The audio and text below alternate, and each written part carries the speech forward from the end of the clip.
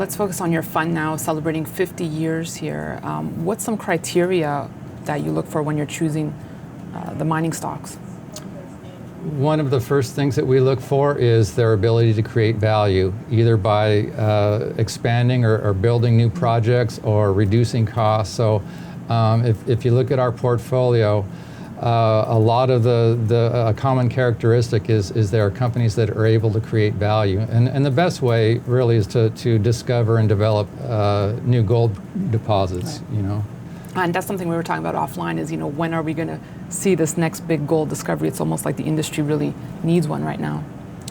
We're not seeing the same discovery rate that we have in the past, and I think that's something that the industry is going to have to struggle with going forward. I mean, there are new. You look at the deposit right. that B2 is developing now in Mali. You look at the discovery that Cardinal's made in Ghana. So there are discoveries being made around the world. It's just not at the same rate that we've seen in past cycles. Right. It's funny because you speak to these mining CEOs and all you hear is they are exploring and they are starting to produce and everything seems wonderful, but is that not really what's happening? Well, if you look at the production profile, especially of the majors, it's topping out. In some cases, it's declining. If you look at their production profile going out 4, 5, 6 years, then it starts to drop significantly.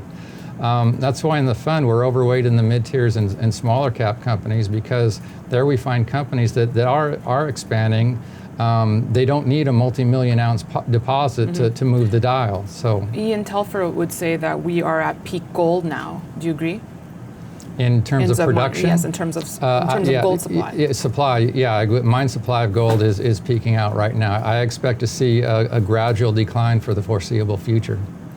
Joe Foster, thank you so much for your thoughts. Thank you. And thank you for watching. We'll be back tomorrow.